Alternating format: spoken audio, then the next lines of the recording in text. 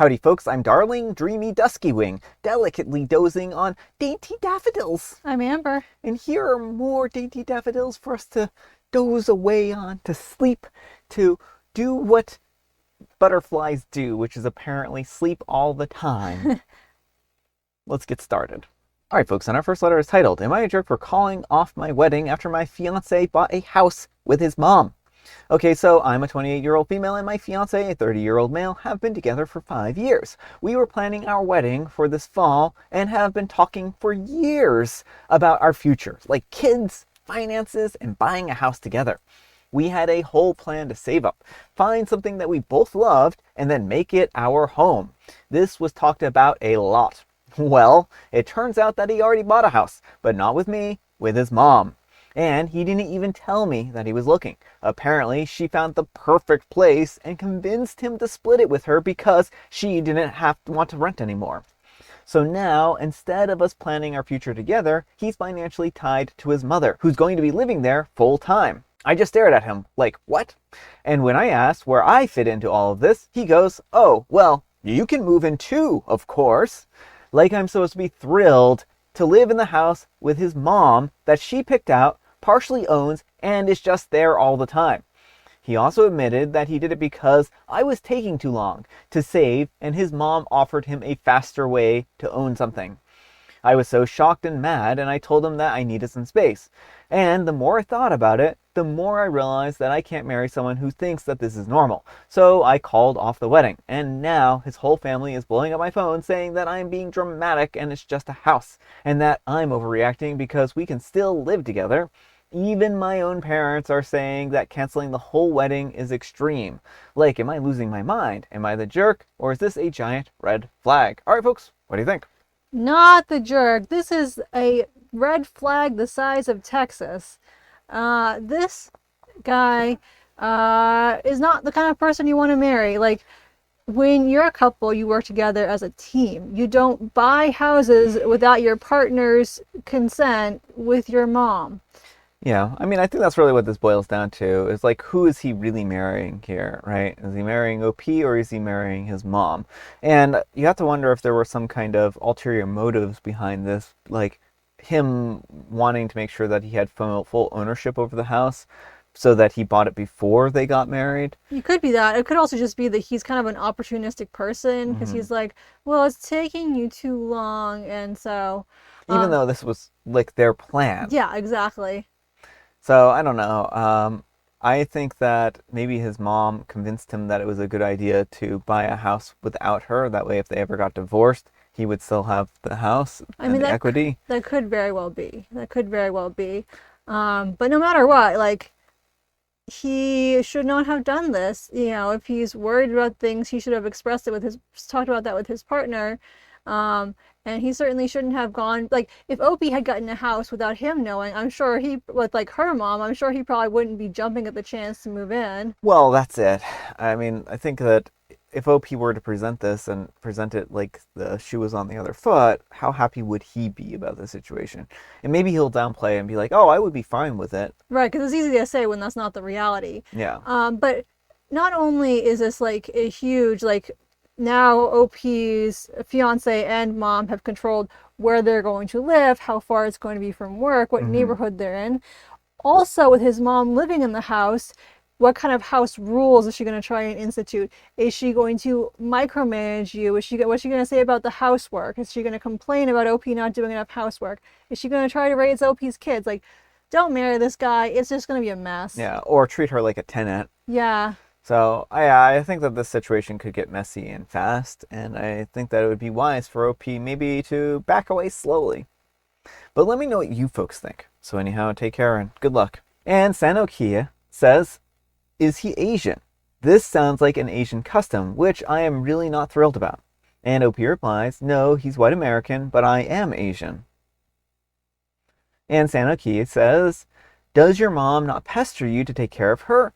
Is it more of an Asian male thing and I'm not just realizing it? Also, my mom is Japanese. Maybe the customs are different across Asia. Either way, risking the future happiness of yourself and your wife by making the biggest financial decision of your life without them is incredibly dumb. And OP replies, my mom is telling me that I'm overreacting and that I need to continue with the wedding. She is very traditional and thinks that this entire situation is normal. Well, I mean, I guess that at least explains OP's parents' view on this, because, like, if they view this as a normal thing and that culturally this is what the son should do, then, I mean, that's one thing, but, I mean, it's still not a good perspective. It explains it, but it doesn't excuse it. Yeah. Because beliefs need to be questioned and challenged when someone is being treated unequally. Yeah. You know, in a marriage, the people involved are supposed to be equal partners.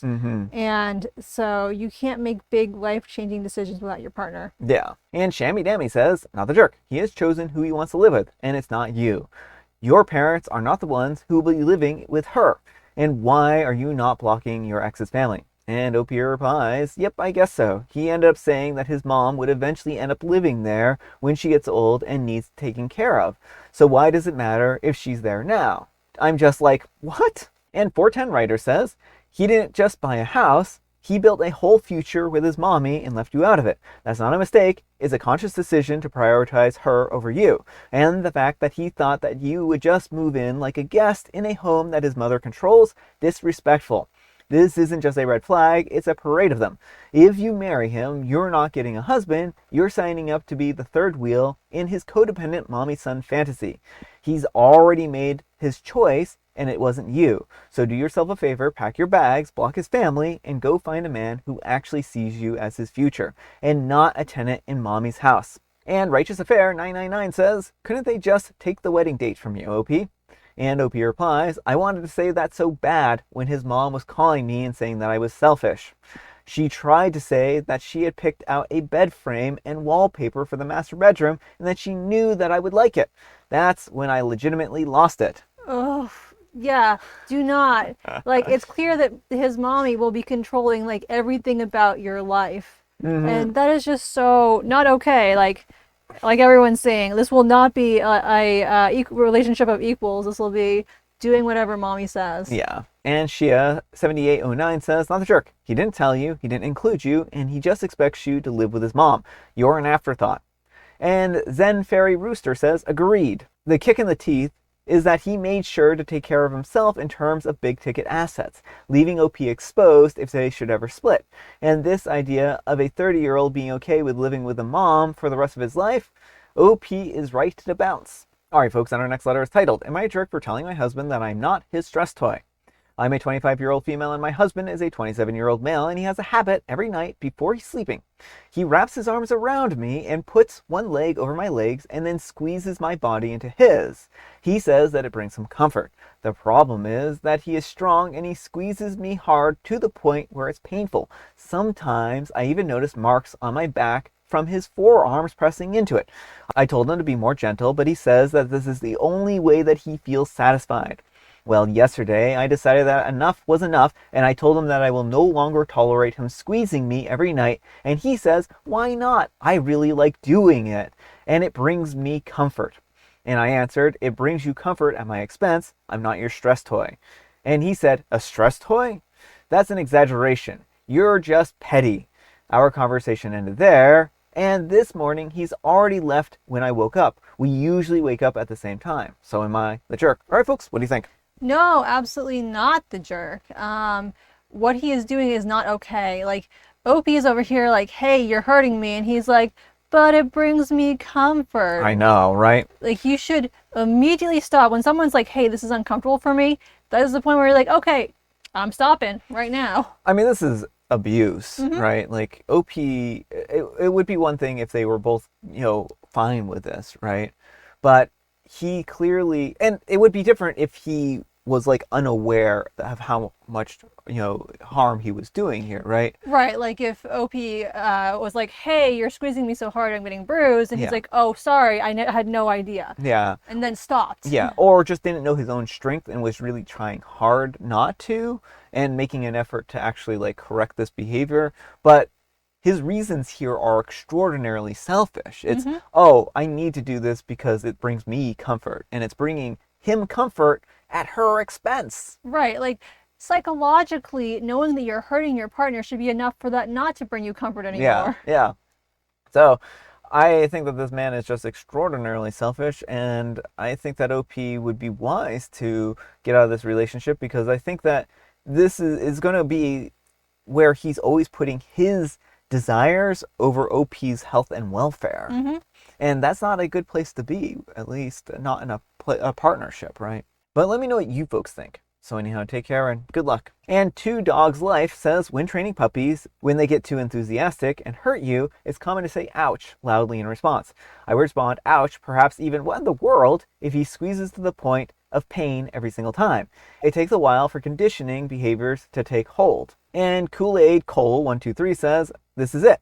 And if he reacts negatively in any way, simply say, it hurts, you're hurting me, and leave it at that. No further discussion is needed. Any rebuttal on his part is dismissal of your pain, which is a very worrying red flag. And Affectionate Log 260 says, the only way that I get comfort is to hurt you. See how messed up that sounds at its base? And Flowering Dream says, this is already bordering on domestic violence, to be honest. And OP's husband even gave her the silent treatment after she brought up the issue. If it were me, I wouldn't be able to stand it anymore. And that's actually a really good point that we didn't talk about, was his whole silent treatment. Mm-hmm. He's not even handling this in a mature way. He's trying to emotionally manipulate OP into letting him squeeze her to the point of pain. Like, you didn't marry a boa constrictor, you married a human being, right? Like, you deserve to be listened to and told, not crushed to death every night. All right, folks, and our next letter is titled, Am I a Jerk for Not Agreeing to Co-Sign a Mortgage for My In-Laws? Long story short, my wife is pushing me to co-sign a mortgage of $600,000 for my in-laws. They won't get a mortgage on their own. My brother-in-law already refused, but my wife isn't ready to listen and keeps saying that her parents are going to pay the mortgage on time. She is saying that I do not trust her and her family, and I should do it without any kind of hesitation, as we are family. She has stopped working by choice after our marriage because I make a good living, but I'm not super rich. Honestly, I'm not willing to do it at any cost. She doesn't know how hard I work to make money, and I don't want to end up paying their mortgage if they fail to do it. Am I overreacting? What would you have done if you were me? How would you have handled this situation? All right, folks, what do you think? Not the jerk, and definitely not overreacting. Do not co-sign on a mortgage that you are not willing to pay outright. Oh, yeah. Like, you always have to assume that things can fall through. Like, there's a reason why the bank is not giving them a loan for a $600,000 house. Yeah. And that's because they can't afford it. Yeah. Or their credit's really bad. Either way, like, that's not the kind of person you want to be signing on a mortgage with. Yeah, I mean, you have to expect anytime you co-sign on a mortgage that you will be responsible to pay for that expense at some point in time in the future. And if that's not something that you are willing to do, then you should not be a co-signer on a mortgage, right? And I think that OP is right to be concerned here, but I'm also very concerned about the way his wife is treating the situation and the manipulation that she's using. She's saying, like, oh, you should just sign on the dotted line, no questions asked. Right, and that's not healthy. Like, especially when family is involved, you have to be very careful with money because that can lead to the breakdown of relationships. Yeah. And again, it doesn't matter how much they say they're going to be good for the money. If this is out of reach for them, it's out of reach for them, and that doesn't change the fact. They might have saved up to pay the mortgage for a few months, but eventually they're going to start running behind, and then who's going to be there to pick up the pieces? Yeah, well, I mean, even if they can, it's still a risk, and it's not Yeah. a risk that OP is willing to take. And I just don't think if you have a partner, that you shouldn't be forcing them into making a risky financial decision, right? And that's just not great for the household. And she's not even working. If she really is interested in doing this, maybe she can get herself a job and then even, if she wants to co-sign, I don't know. Yeah, well, that's tricky, but yeah, I definitely think OP should not co-sign and should have a serious conversation with his wife about finances. Maybe even try like a financial counselor or couples counseling or something to get them on the same page, because this is not an okay ask she's making. Exactly. It is, and it's very manipulative what she's doing. Agreed. But let me know what you folks think. So anyhow, take care and good luck. All right, folks, and our next letter is titled, We got an offer on a house. Our friends asked if they can move in. So my husband and I received a notice that our offer was accepted. We are super excited and started sharing the news with our close friends and family. One of our friends, who is going back to school, asked, since the timing works out, if he and his wife can come and live with us during this time. My gut reaction was to say no because we haven't even lived in the house and we would immediately have to share the space with them. They also have not yet shared any specific plans of paying rent, helping with groceries, etc. I would feel like a huge jerk telling them no and having that uncomfortable confrontation. But something tells me that as first-time homeowners, we would be frustrated if we immediately let them move in when we haven't settled in ourselves. Just looking for opinions on the situation. All right, folks, what do you think? No, probably don't let them move in. It sounds like you're not comfortable with that. And I know it's hard to have uncomfortable conversations. You know, I do not like them at all either. But it's going to be much more uncomfortable if they move in and prove to be bad roommates and, you know, aren't paying the bills, aren't doing their share of the housework, what have you. Like OP was saying, they haven't given it any specific plans. I mean, first of all, it's a big ask to be like, hey, can I move in with you?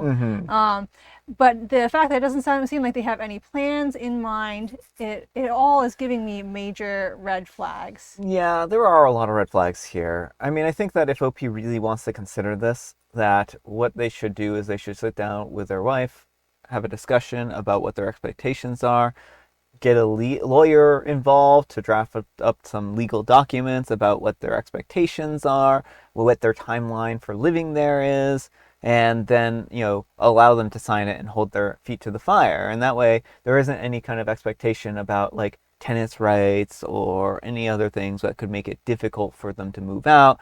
If it's just like, oh, you can live here for 2 months, you know, keep, you know, they're legally, you know, only able to do that. That way you don't have to worry about any of the fallout. But I mean, again, that's a lot of work to go through when it sounds like OP isn't even excited about the idea of living with them. The thing I was going to say is it sounds like OP knows this isn't something they want. Mm-hmm. And so if this is, you know, now this isn't what you want and you're not even living with them, like it's going to make all those annoyances that much greater. Yeah. You know? So just have that uncomfortable conversation. And if they get upset about you, I mean, it doesn't even have to be a conversation. You can just like be like, oh, hey, sorry, we don't feel comfortable with this at the moment. Like, we just want to settle in as a couple or what have you. And if they don't accept that graciously, they're not good friends to have in the first place. Yeah. I mean, I think that's a really good, fair point. But let me know what you folks think. So anyhow, take care and good luck.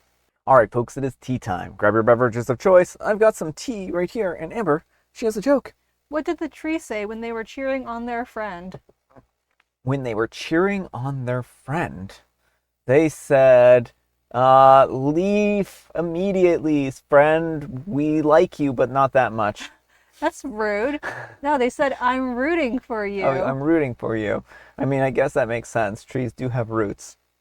And today is Take a Walk in the Park Day. Oh, go find a park and take a walk in it, but make sure to do it fully clothed. I mean, I thought that went without saying, but okay. I just wanted to make sure to put that out there. I don't have any personal experience with this, but I just want to say it's advisable to take a walk in a park with clothes on. So, yeah, don't find out the hard way. And I have Earl Grey. Alright, folks, that's all the time we have for today. Thank you so much for watching. Happy special Sunday, folks. And you know what makes it special? You do. Amber does too. And Brian does too. Amber, we need some kind of moral advice and or guidance. And please have it on housing situations or uninvited roommates. If people are going to live together, it's important that everyone in the potential housing unit be on board. Yes, yes. Thanks so much for watching, and we'll see you all tomorrow. Bye.